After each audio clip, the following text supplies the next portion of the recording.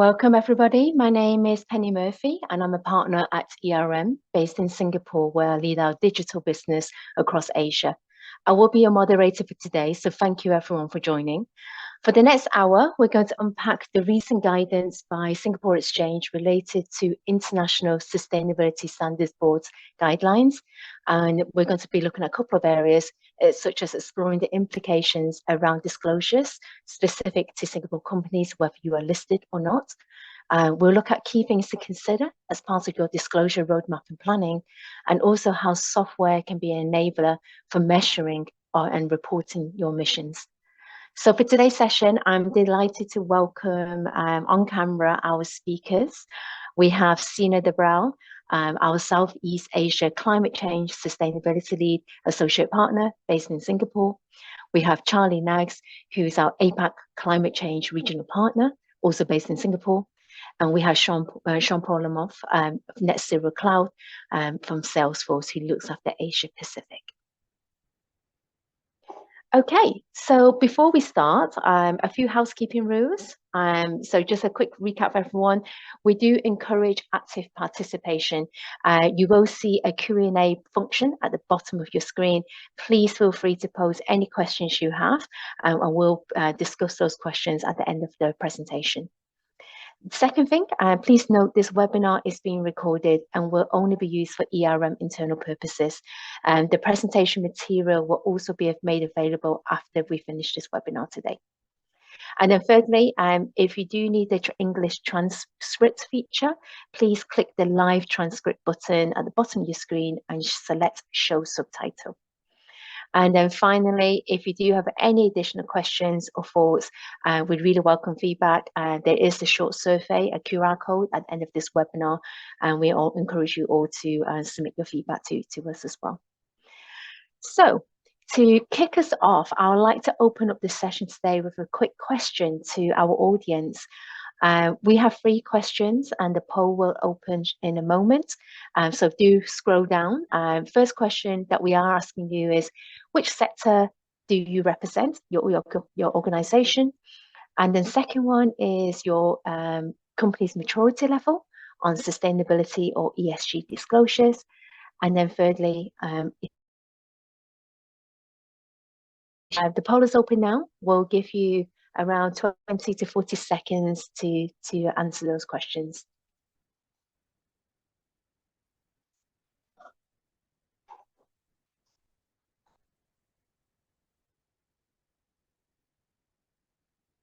We're just giving another 10 seconds and we'll close the poll and see who's in our audience today.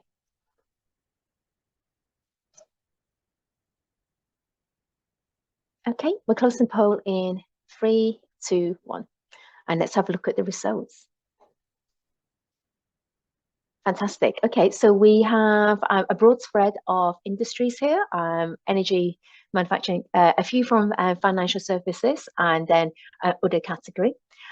In terms of maturity, it sounds like, again, quite an even split. 36% are currently doing a yearly disclosure, and then 43% is working towards that. And interestingly, we've got 21% of our audience today who currently are not disclosing, and hopefully today's webinar will help you along your journey. So with that, we've got 55 minutes left, and I'm going to hand over to our first speaker of the day, Sina Debrau. Thank you very much, Penny, and an interesting mix of results from the poll. Good afternoon, all. My name is Sina Debrau. I'm an associate partner in ERM in Singapore, and I advise organizations on their sustainability and climate change journey. For this session, I'll be talking through some basics of sustainability disclosure, common standards and frameworks that I use to give you all a bit of flavor, and how they all fit in together, and most importantly, how these are now applicable to Singapore companies with potential sustainability disclosure mandates coming soon. Right, so we can go on to the first slide. So Sustainability disclosures are typically voluntary or mandatory disclosures, and these are undertaken by organizations to communicate with their key stakeholders. So this could be both internal and external, and the communication is about the company's sustainability strategy and goals. There are various disclosures within the environmental, social, and governance stream. However, not many of these are recognized, or many of these were not used until about 10, 15 years ago. So you see there on that slide, IPCC, or the Intergovernmental Panel on Climate Change, was one of the very first ones to start publishing research papers in the 1980s. Then the Kyoto Protocol came into place in the 1990s. However, things only started moving in the 2000 with commitments coming in from Europe, where companies could voluntarily disclose on their sustainability journey. Thank you. So come 2010, sustainability reporting and disclosure became one of the fastest growing type of non-financial reporting. And today there are hundreds of different sustainability reporting standards and frameworks. There are various industry initiatives, and hence most companies usually select standards that they feel are more relevant to the industry that they function in to report on their sustainability performance. So the biggest challenge now is for corporates to are forced to sort of navigate through this fast evolving ESG disclosure landscape, and standardization of these frameworks in 2023 has been a huge step towards addressing that challenge. So within this session today, you will see us talking more about how businesses should be ready to respond to this increase in ESG-related reporting, and how disclosing is important from the regulatory perspective, but also from your sustainability journey perspective. And if you are well prepared in advance, there is also a competitive advantage for you. All right, in the next slide, this is an overview of the typical frameworks and standards that are most referred to. Each of these standards is unique, but generally it covers a comprehensive set of sustainability topics and reporting themes. Some here, like TCFD, they don't require companies to say disclose specific metrics and KPIs in a sort of prescribed format, whereas others would then provide more detailed and specific information related to disclosure. So you're familiar with GRI and SASB, which are most used. What happened was in September 2020, many of these leading standards organizations, specifically CDSB, GRI, IRC, SASB, they announced that they will be working in the coming years to develop a harmonized reporting across all standards. And this wish has now been met by the International Sustainability Standards Board, which is the ISSB, leading to introduction of new global standards based on IFRS framework for accounting, that is the International Financial Reporting Standards Framework for Accounting. And as a part of this, but still separately, but could also be applicable to our region, the European Union has formalized the new Corporate Sustainability Reporting Directive, which is a CSRD, which is actually now being enacted in law and being implemented over the next several years. Okay, in the next slide, we'll go a bit more into details on the ISSB. There's a lot to say, but I'll keep it short because the slide after this is a bit more interesting, which is on the Singapore perspective. Okay, so ISSB's aim to create a global framework led to development of IFRS S1 and IFRS S2, which are guidance documents based on international financial reporting standards. And this has been adopted by more than 150 jurisdictions so far. And they've come up with these two guidance documents. IFRS S1 relates to requirements for disclosure of sustainability-related financial information. So then it sets out these key requirements for disclosing information related to sustainability-related risks and opportunities that could be expected to affect your company's cash flow over short, medium, or long term. And the second guidance, which is IFRS S2, this relates to climate-related disclosure. So this sets out requirements for disclosure of climate-related risks and opportunities, which is very much aligned with TCFD. And they're similar to TCFD. They expect you to look at how it's impacting your company's cash flow or your access to finance in the short term, medium, or long term. So then on releasing these guidances, many countries, regulators have indicated their interest to regulate ISSB standards, and one of them is Singapore. And so we'll elaborate a bit more on next slide on what Singapore is proposing, and which is coming soon for us in September.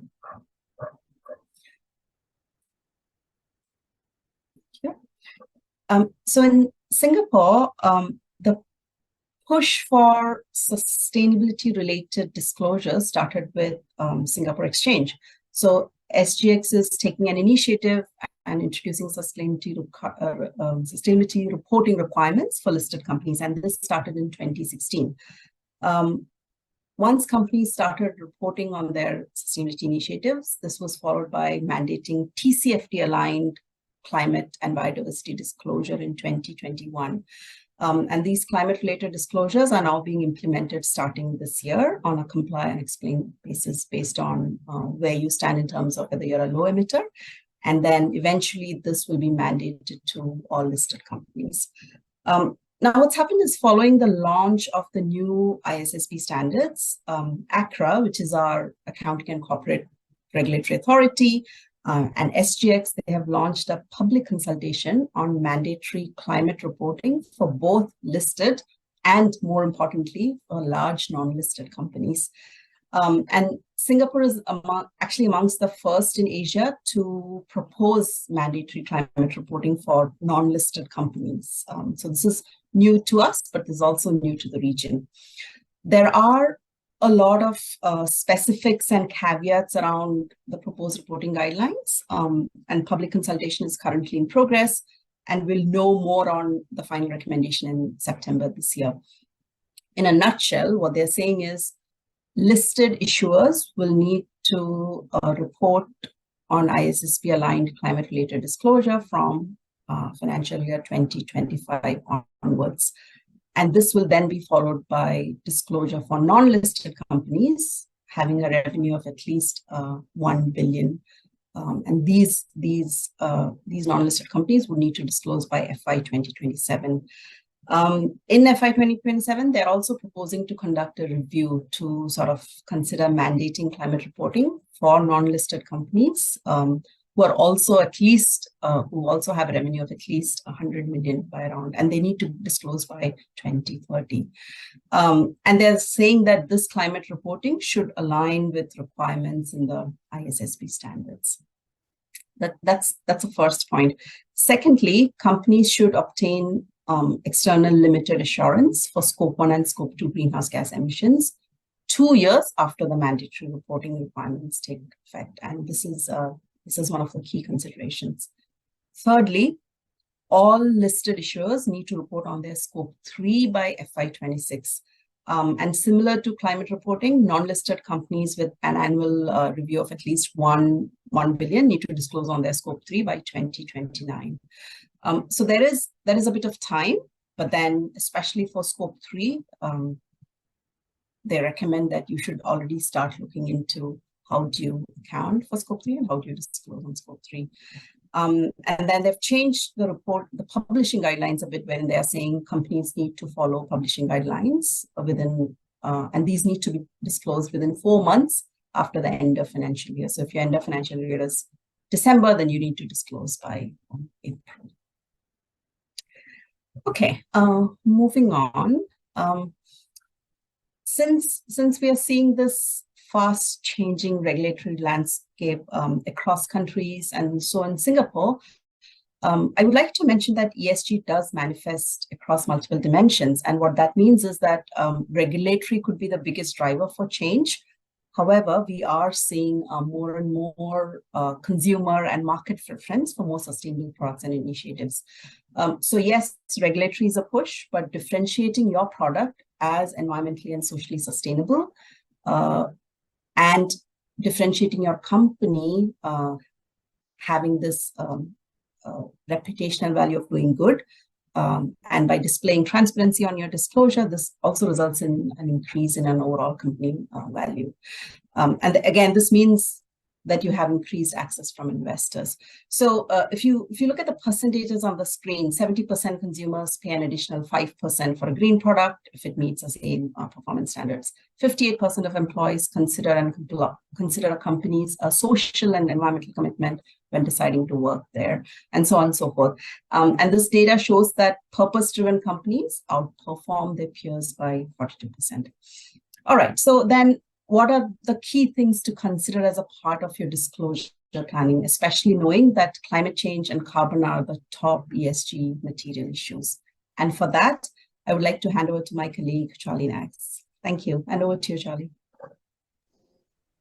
Thank you very much, Sina. So yeah, look, as Sina was just saying there, across the universe of all the various ESG issues that exists, climate change really is at the centre.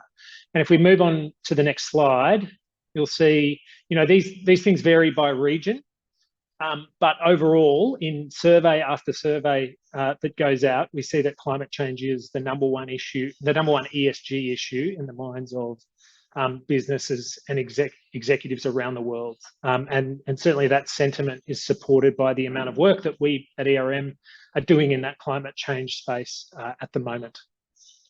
So the reason that climate change is such a prominent issue within ESG is because every business around the world will be affected by climate change if they aren't already being affected by it. And in many cases, climate change will have a material impact on the viability of those businesses because of the physical and transition impacts that climate change brings.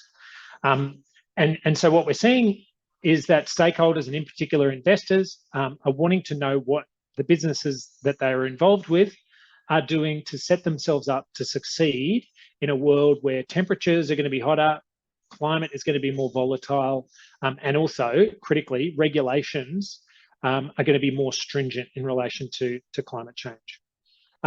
So I guess partly as a result of all of this, we're seeing this shift towards mandatory disclosure as a way of trying to manage climate-related risks. But one of the key messages that we hear off to the right on the slide here is that data availability and data quality pose perhaps the biggest risk in relation to mandatory disclosure. In some cases, the lack of good quality data or the lack of available data in some cases compromises companies' abilities to meet their requirements under mandatory disclosure regimes. And in some cases, and we've seen a lot of this in Australia, from where I recently moved to where I am now in Singapore, we're seeing a big push from government regulators around greenwashing, and where companies are unable to substantiate their climate-related claims with hard data, they leave themselves exposed to accusations and potentially even prosecutions relating to greenwashing. So I guess the takeaway there, and linking into one of the key themes of today's session, is that effective data collation and data management is key when it comes to ESG management more broadly, and also aligning with mandatory disclosure. So next slide. When clients come to talk to us about ESG, climate change and decarbonisation in particular, they typically fall into one of three groups, which you can see on the slide here. So group one are companies that really have yet to grasp how their business interfaces with climate change, typically don't know what their level of ambition is in relation to reducing emissions. And in many cases, they don't actually know what their greenhouse gas emissions are. They haven't done a kind of complete carbon inventory. So the companies in this group are not really in a good position to make compelling ESG disclosures, climate change disclosures. Group two, we see this group of companies that recognise that climate change is something that they need to be thinking about. They know that investors are starting to ask difficult questions in relation to climate change. They know they need to make progress but perhaps they are lacking a really detailed decarbonisation plan. They've usually got a target and they've got identified some opportunities to reduce emissions, but they haven't got that detailed decarbonisation plan. They know where they want to get to, but they don't know how they're going to get there, I guess is one way of looking at it. So these companies can probably get away with making disclosures for 1 or 2 reporting cycles, but really they need to show that they are moving up into advancing through these groupings to maintain the confidence of investors and other stakeholders. And then we see group 3. So these organisations have a decarbonisation strategy that they've been actually starting to implement. They've got some successes. They're starting to allocate financial resources and human resources in response to the targets that they've set, but they are challenged by the extent of the transformation that needs to occur within their business to achieve their carbon goals. And so, you know, they've commenced that implementation, but they're not fully implemented. They need help with that implementation and integration piece. And so these companies are pretty well positioned at the moment to disclose their efforts usually, but they need to keep transforming their business to maintain the confidence of investors. And so I kind of like to think that mandatory disclosure is supercharging this space, right? It's going to quickly show which companies are prepared for climate change, for a net zero future, and which ones aren't. And that is going to push companies from group 1 to group 2 to group 3, and then eventually to group 4, which is not on this chart at the moment, because to be honest, there are very few organisations that fit into this category at the moment. Group 4 would be companies that are making the necessary transformations to their business to be able to thrive in a net zero world, to actually be able to become stronger businesses in a carbon constrained world. So next slide, and final slide for me. So in the context of climate change, we see leaders in this space really asking broadly four key questions. The first question is around, you know, how can my business disclose its climate risks in line with stakeholder expectations? And this is a critical question for all businesses, particularly in a mandatory disclosure environment. And it's particularly important and a little bit tricky because every organisation is different. There is no kind of off-the-shelf approach to climate risk assessment. Every organisation is different. Every organisation requires a bit of a bespoke approach to climate risk assessment and then following on from that disclosure. But I do think that mandatory disclosure regimes are actually going to help over time to address this, because what we're going to see is a lot more reporting of climate risks and the underlying risk assessment process. And that will drive increased standardization and provide a better view of reporting companies on what good practice looks like. So what they need to be, the level that they need to be getting to kind of be considered good practice in terms of climate risk disclosure. The second question is around, you know, how do I proactively manage my data in order to, you know, help understand climate risks a little bit better. So, you know, this theme of data has come up a few times already in this webinar. Data is key and it is a challenge. And you know, companies are increasingly being asked to quantify climate risks and to translate that into financial implications. And to be frank, for those companies that are particularly exposed, Excel is no longer adequate in those situations. We need more sophisticated systems. And this ties in a lot with JP's presentation to come shortly. Question 3 is around how a company's greenhouse gas accounting practices aligned with industry best practice. So, you know, the carbon inventory is a critical aspect of any company's carbon management. It really is the foundation of a carbon management program and indeed a climate risk assessment. You know, it's used for setting targets, it's used for developing that decarbonisation strategy, it's used in scenario analysis and so on.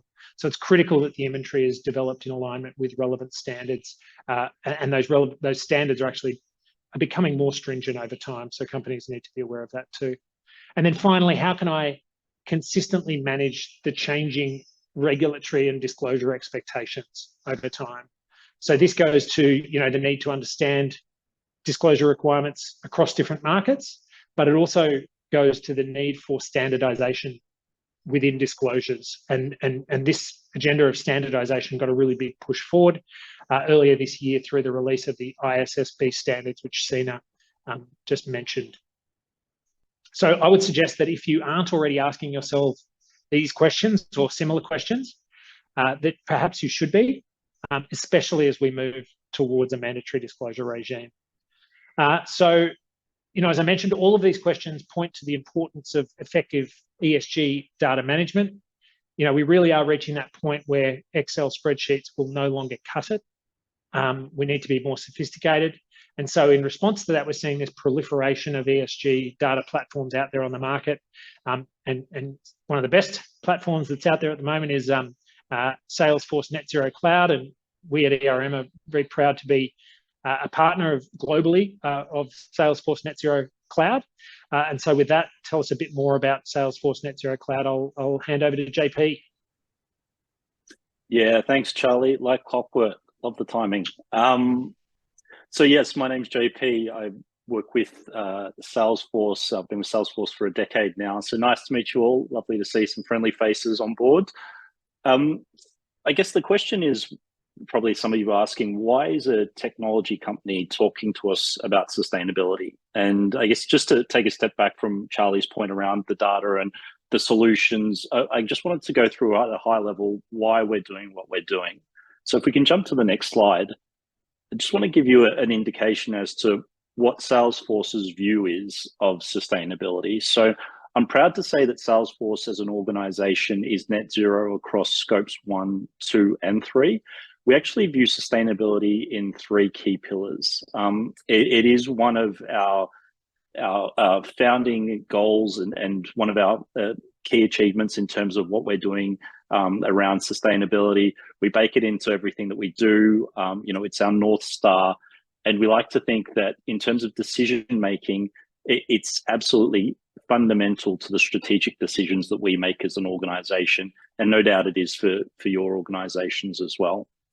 So the pillars that we're looking at are around how do we take the world to net zero? As an organization, we've made this strategy with our core values, sustainability being one of them, of how do we go about taking the world, being our partners and our customers, to help them achieve net zero themselves.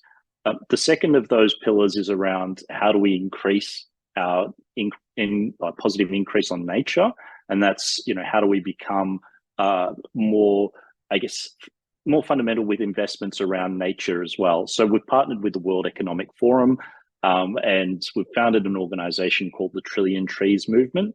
The Trillion Trees Movement is all around how can we get the world to plant 100 million trees by 2030, and we're almost halfway there. And then the third is around partnering with the World Economic Forum on an organization called Uplink. And Uplink's around supporting positive change for grassroots level businesses so that they can then get the funding and investment that they need to continue on with some of the new innovations that they're developing and continue to have a positive impact on the environment as well. Now, out of the 3 pillars here, the key aspect that I want to talk to you about today is around the data component. And in order to get to net zero ourselves as an organization, we faced the challenge of, well, how are we going to collate the data? How are we going to create a central repository for the data? And what does that actually mean? So a few years ago, probably 3 or 4 years ago now, we created an application for our own organization called Net Zero Cloud. And Net Zero Cloud is really around tracking data across the ESG landscape. So it's important to note that it's not just the environmental data, but it's also the social and governance data as well. Now, before we touch on that, I just want to give you some insights into, for those that aren't on their data governance journey at the moment and perhaps haven't gotten stuck into what that potentially looks like for your own internal organization, I want to give you a view as to what we're seeing at the moment across the ESG landscape from a data point of view. So if we jump to the next slide, we'll see that there's all different types of data. So we've got environmental data, which can vary from emissions, waste, water, supply chain data as well as the carbon credits data, for example, through to social data, which is really around ethics and culture, giving and volunteering, and also things like human rights and modern slavery. And then finally, governance data, which is around things like materiality assessments, shareholder rights, staggered boards, independent directors. So there's a number of different aspects of the data and where it sits. And if we jump to the next slide, we can get an understanding of how siloed that data is and how that could potentially look within any given organization. So what we're typically seeing at the moment is when organizations are looking at collating data around ESG, even if we focus on just the environmental component, really there's a number of different silos that data sits. And that can be from anywhere from procurement data, energy and utilities data, finance, and then it can also lead into things like product data and data from partners and supply chain as well. So there's a vast remit of different areas where we're seeing the collation of data being hugely important. Now, for the Singapore mandates and legislations, typically a lot of that's focusing around direct emissions at the moment, so scopes 1 and scopes 2. But even so, it's, I guess, for future proofing and looking at ways of mitigating risk for the future, we're seeing organizations already starting to look at beyond scopes 1 and 2 and looking at their waste and water data, as well as potentially supply chain, which is where we start to look at scope 3. So if we jump to the next slides, we'll give you an insight as to how things are at the moment and how we're seeing the conversation move to for the future. So what we're seeing a lot of organizations, I guess, dealing with is around having manual data, which is typically backwards looking. So as Charlie mentioned, a lot of it's sitting in Excel spreadsheets or other forms of legacy technology. It's typically siloed. So you might have energy billings in one area where you might have procurement data sitting in another area. You might have supply chain data or waste data sitting in another area. It's approximate. We see organizations don't typically have a very good grasp as to the exacts of the data. So a lot of the assumptions are being made at the moment. And it's a team responsibility. So it's really the relying on the shoulders of the ESG manager or the chief sustainability officer to collate and report on this data as within their team. And what we're seeing that move to is really a future where the data is starting to become automated. So we've got a central repository where we can combine and collate the data. We can create a real-time and predictive model around that. So I guess mitigating any risks or legislation that come into play, which Sina and Charlie have talked to you about previously. And then we're seeing it more integrated as well. So it's integrated not only from a systems perspective, but it's integrated from a divisional perspective. So we're looking at how the C-suite, heads of finance, procurement, ESG, and tech can all start to come together and create a future where it's everyone's responsibility to ensure that the ESG data is collated, it's together, it's unified, and it's accurate and auditable. So that's what we're seeing as a means of the near future, not too distant away. And we're really helping organizations at the moment get to that point. So if we jump to the next slide, I guess some of the questions that we're seeing is, well, how do we get started? It can almost be overwhelming in terms of the amount of data that's readily available to you and within your organization and where it sits. So a great starting point is looking at obtaining environmental data and gathering that, and particularly for your direct emissions. So, it might be building, it might be electricity consumption, or other emissions that come directly from your own organization, and collating that data and ensuring that that's starting to sit in the central repository.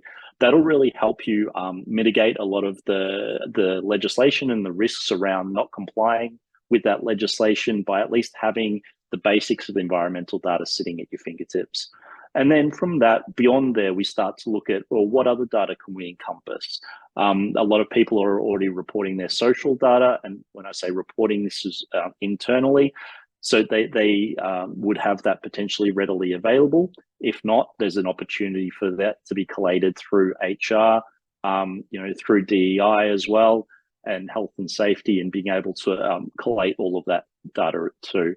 And then we're looking at, well, now that we're starting to collate it, what can we actually do with it? And that's around ensuring that the data is valid.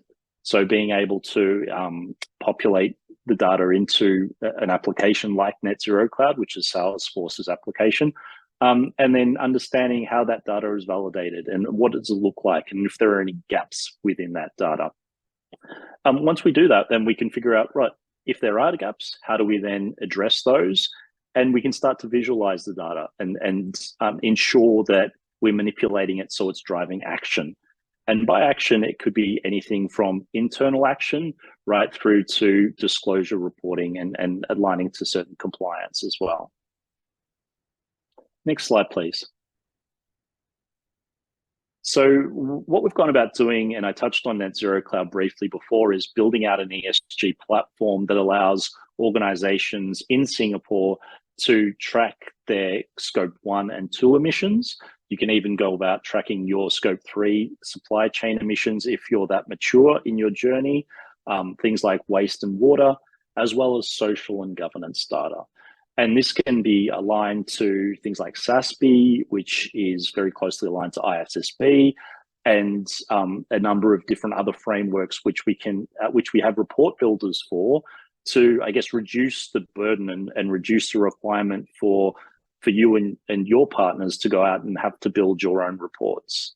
And this then allows you also to automate things like supplier emissions tracking, allows you to forecast and reduce risk because you have the data at your fingertips and you're able to manipulate it in ways that can give you, I guess, more power around decision making, and then operationalize your sustainability across the organization. So as I touched on before, it's not just the responsibility of the ESG head or the chief sustainability officer. It's really around how do we proliferate this throughout the organization so that each individual in their department is responsible for their own ESG data, and then they can culminate that at group level. Next slide, please. So this is delving into the modeling of how Net Zero Cloud works. Really what we're looking at is a data input model, but you can then take energy use data, carbon data, things like waste data or building assets, supplier data. And then we have a number of conversion factors which will migrate this data into different scopes, and whether it be scope 1, 2, or 3, and that will be, I guess, automated through that process. And then from there, it allows us to take action. So it's really around, what is your carbon footprint forecast? What are the climate action dashboards that you have access to? Things like what if analysis. So if I was to reduce all company travel as an extreme example, what would that look like, and what would that mean for my organization in terms of the overall carbon reduction? Also things like SBTI. So if your organization is mature enough to align with SBTI at the moment, then we can input those targets into Net Zero Cloud and have you align in a more automated fashion, and also diversity and inclusion insights as well. So it's really a great central repository for a number of different things, not only housing the data, but really being able to take action and insights out of the data that's inputted into that. Next slide, please. So in terms of getting prepared for regulation and regulations that are coming within Singapore, I think, as Charlie mentioned, some organizations have defined their baseline around their emissions, others haven't. So if you have defined your baseline, then it's probably a good and opportune time to start to look at the data and understand where the data is sitting, and potentially look to assess a solution like Net Zero Cloud as a means of importing that data in. If you're not quite there, it might be an opportune time to have a conversation with the likes of ERM and talk about defining that baseline and setting that ESG strategy for your organization and what that would look like. From there, we would look at how you go about analyzing your ESG data, whether or not you're ready to get to the scope 3 component of that data, things like forecasting your emissions, and then aligning to the frameworks that are up and coming within Singapore as well. And beyond that point, it's really around how do we then grow and evolve that platform so that it evolves as legislation evolves, and it evolves as these new mandates and reporting requirements come through, because the platform, Net Zero Cloud itself, evolves 3 times a year. We put 3 major upgrades into the software every year as part of the investment, and that's really to address the constant change that's taking place, both internally within your organization, but also the macroeconomic factors around legislation and the mandates that are required to report. Next slide, please. So in terms of how you would look at this journey, it's really what you're looking at the capability of reporting and finalizing your reporting for this year, which would then be FY24. You might go about then assessing what's available in terms of market technology and what's readily available out there. And then there's an opportunity to test and aggregate and comply with the appropriate frameworks. And what this is doing is really reducing the cost of non-compliance, things like loss of stakeholder trust, reducing inaccurate data, and things like high consulting costs, which could potentially come by not being on the front foot. Next slide, please. So typically how we would see a journey of engagement between ERM, Salesforce, and yourself is really around starting with a listening process. So where are you at in your journey at the moment to decarbonize? What goals do you have? Are they set out? Do you have a strategy? And if you do, then that's fantastic, and we'd be able to help align to that. And we'd work through a data migration process. Typically, it would just involve your direct emissions as a starting point so that we can get some quick wins on the board. Look at your ESG data calculations and provide you with the enablement to ensure that you're going about in a means of self-education and self-adoption, so that there is a bit level of autonomy there for you to operate and control your own ESG tools as you progress.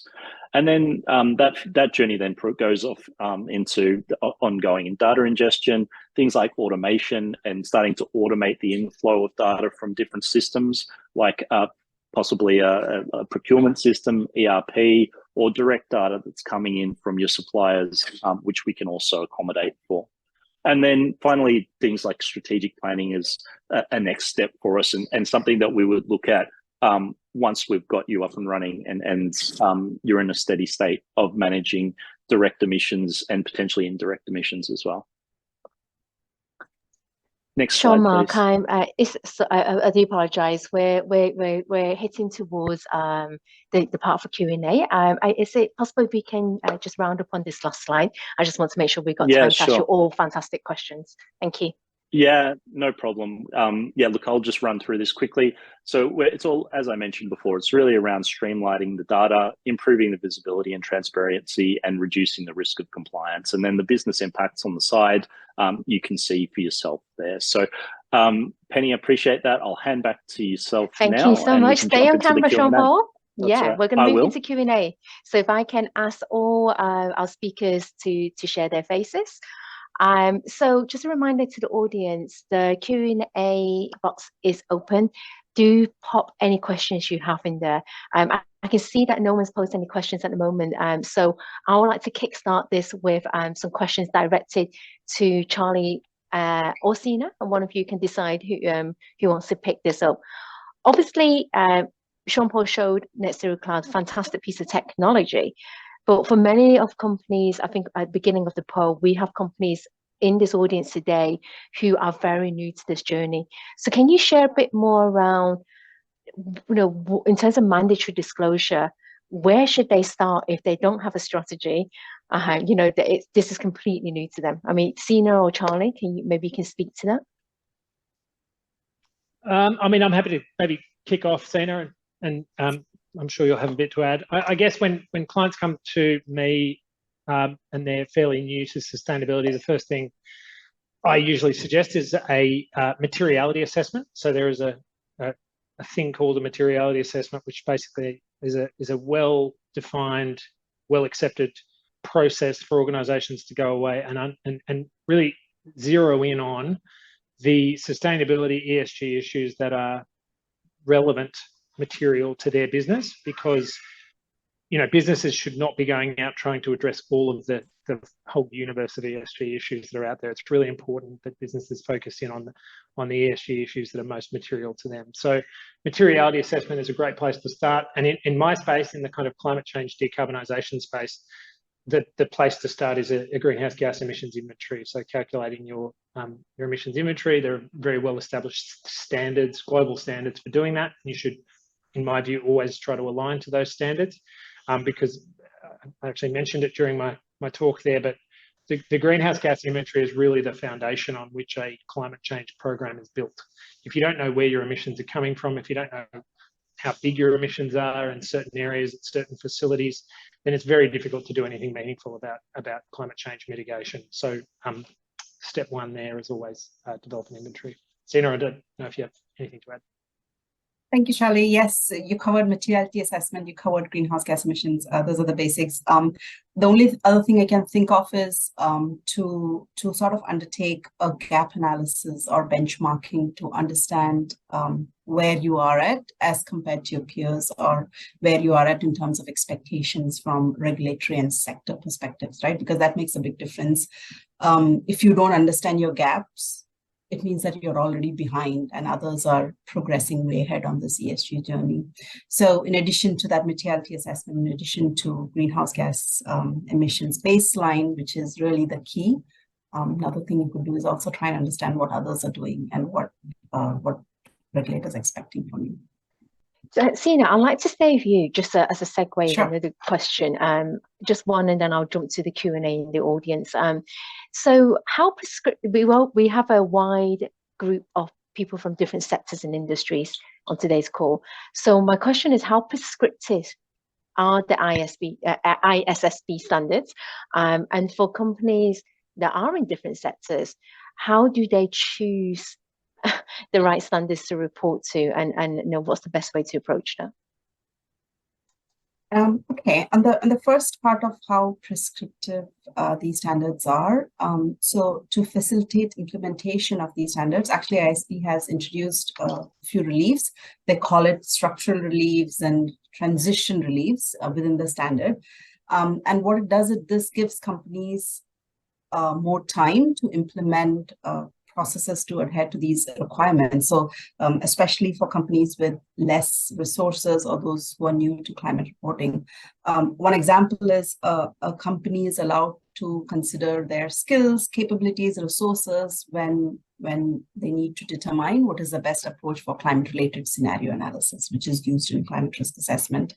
And they can decide on whether they are able to given their resources, given their knowledge, to provide quantitative information about financial impact of climate-related risk opportunity. These are all good. These are all good to have, and you eventually need to have it. But at least in the beginning, there's this sort of relief that ISB has said that you don't need to. And this actually relief is being adopted by Singapore as well. So then, for example, because ISSB grants 1-year relief from adoption of all the requirements, Singapore is saying, okay, we'll provide you with the same duration. Singapore is extending the duration on relief on scope 3 greenhouse gas emissions because we realize that companies here, both listed and non-listed, are not there yet on scope 3 emissions. So yeah, there are quite a few sort of reliefs that they say they would provide. Okay, great. I'm just going to jump to an audience question from CK Co. The question is, Is there any platforms for SMEs to put their data from various departments, teams, companies in a group to help preparation of ESG or TCFD disclosures, essentially looking at useful tools for internal collaboration? So more on the TCFD side. I think maybe one for you, Sina or Charlie. I mean, I was just going to say, there are some tools that are available for carbon, quick carbon footprint calculators that are out there. I just sort of caution that carbon footprinting is there is quite a bit of science that sits behind it and a bit of process that sits behind it. And so there are certain corners that can't be cut. And the same goes for climate risk. There is no off-the-shelf methodology that no off-the-shelf kind of product or assessment that companies should use for climate risk assessments. You need to go through that process. It is a process that you have to go through, and actually the value to the organization comes out of having gone through the process. So I'm not sure exactly where the question's going, but if the question is about, are there any kind of, just easy ways of doing this? Unfortunately, the answer is not really. You kind of need to do the hard work and go through the process. But the word collaboration was used there. Are there any tools for collaboration? And certainly collaboration and, partnership and so on are big themes and big sort of solutions to the sustainability challenges that we face, and things that organizations should be looking at. It's not quite my area of expertise, though. I'm sure there are really great platforms out there for collaborating on these things. But I mean, JP, I know that Net Zero Cloud has some supplier engagement capability, for example. Yeah, I mean, if it's for internal collaboration, then absolutely, there's the ability for to ingest data from different repositories and have multiple people working on that data as well. So I guess we'd have to delve into the requirements in a little bit more detail, but happy to take that offline. And Jean-Paul, can I stay with you for a moment? Just a quick question. I'm from a tech digital background. One of the main challenges that we've come across a lot is data, right? We spoke a lot about today, data. Particularly around scope 3. What are some of the main challenges that you're seeing companies tackle, particularly the capturing, processing, and accounting for scope 3 because it's such a large area?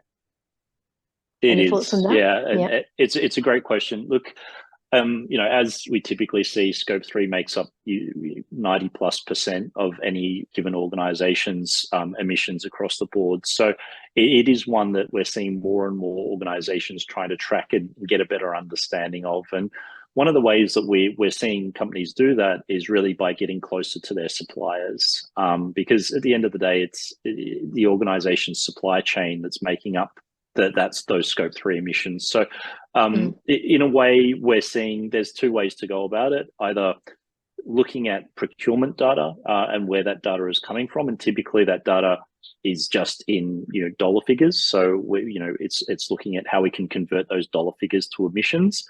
But secondly, how can we better collaborate with our suppliers?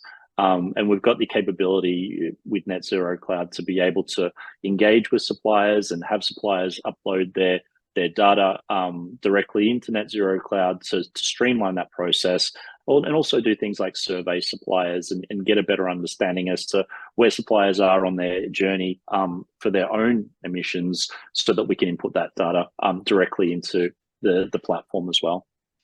Yeah, and Jean-Paul, just and one maybe for you and Charlie on this one. There's a question from Samvanka Das regarding scope 3 emissions. If the supplier has its own GHG reporting, then there is a repetition of GHG emissions at a macro level. How to get away with this? Obviously, technology like Net Zero Cloud will help to some extent, but would you and Charlie like to share your thoughts on that?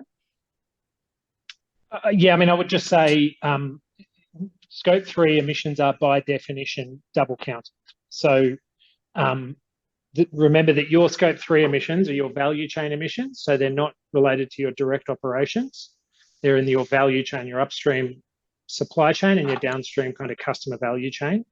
And so they are, by definition, someone else's scope 1 and 2 emissions. So that's kind of why we have scopes 1, 2, and 3 is so that we can delineate between, kind of avoid that double counting that goes on. Scope 1 and 2 emissions should never be double counted. So your scope 1 and 2 emissions should be uniquely yours. But your scope 3 emissions, so for example, air travel, when you fly on a plane, that's your category 6 business travel scope 3 emissions. But that's Singapore Airlines' scope 1 emissions, the burning of the jet fuel there. So there is always double counting there, and it's dealt with through the 3 different scopes. Okay, and then a very specific question before we'll start wrapping up. Again from Savanka. So for agri-commodity business, scope 3 emissions can be challenging as it often involves farmers who are growing crops, and considering farming is mainly an organized sector, this will be really difficult. So I think the question here is how does one go about looking at accounting for scope 3 emissions in perhaps a sector that's not as organized or even on Excel spreadsheets at this stage? Any thoughts on this? Very specific question. Yeah, I mean, it's a good question because, as JP said, scope 3 can get very complicated, and the stakeholder expectations around scope 3 measurement and reporting are increasing year on year on year. I guess when we look at scope 3 emissions, first thing we do is to kind of assess the scope 3 boundary to understand what sources of scope 3 need to be included or not in the carbon account. And then we look at the data that is available to inform those sources. And then we develop a suitable calculation methodology depending on what data is available. Now, and there is a kind of data hierarchy here, right? So at the top of that data hierarchy is, you know, if you are we've done work, for example, with food manufacturing businesses where they buy grains from farmers. The holy grail of carbon accounting is that when you want to measure the scope 3 emissions associated with that grain that you're purchasing, that your supplier gives you a number. It says that grain that you bought from us has emissions associated with it of, you know, 6,742 tonnes. And you can then put that number into your carbon account. That's the holy grail. The reality is it doesn't really happen. The suppliers are just not able to provide that kind of data, particularly in agriculture and fields like that, where as Savanka has pointed out, there's, you know, often individual farmers and it gets quite complicated. So then at the other end of the data hierarchy, we've got, you know, spend-based factors, basically. How much money did your organisation spend on grain?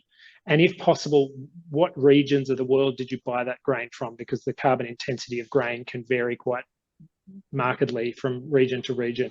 And then based on the spend, we can go away and we have access to databases of input-output factors to be able to calculate the emissions associated with that. It's not ideal, and we need to get better at that over time, but it's kind of the best we can do in a lot of situations at the moment. Thank you. We're nearly at time, but I do want to take one more question, which Tasina I'd like to direct to you before we wrap up. So if you do need to drop off, please do, but we will do a wrap up and share the slides. And the question is from Andy Markham. Sina, to what extent are circular business practices and reporting of circular economy metric a part of ESG reporting in Singapore, if at all? So over to you, Sina, for this one. Sure, that's an interesting question. So circular business practices, circular economic metrics, it is a part of ESG reporting, depending on which reporting guideline you're looking at, and also which sector-specific guideline you're looking at. There is no specific mandate in Singapore wherein they say that you have to disclose, you have to disclose on your circular business practices because every business is different. So then if this is something which has been sort of identified as a material risk or a material ESG issue during your materiality assessment, yes, then definitely you need to look into it in detail. Great. Thank you. We are at the top of the hour, so I just do want to do a quick wrap up. Apologies if we can't answer all the questions. We will, you can reach out to ERM and Salesforce, and we, Manager, I can see you have a question, so I'm happy to reach out to you directly to discuss that. But maybe to summarize for today, firstly, thank you everyone for joining this webinar. I hope you found it useful.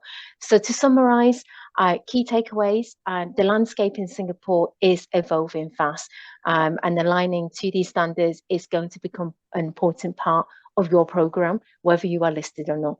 The second thing that we touched on is that it's important to reflect where you are in your ESG and carbon journey, and then also recognize that data is key here in order to meet your net zero targets.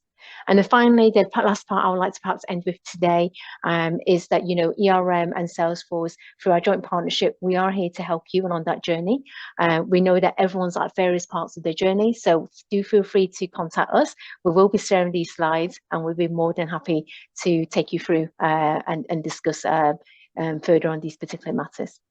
So with that, I'd like to thank all my speakers, and we'll close this session for today. Thank you, everyone. Thanks, everyone.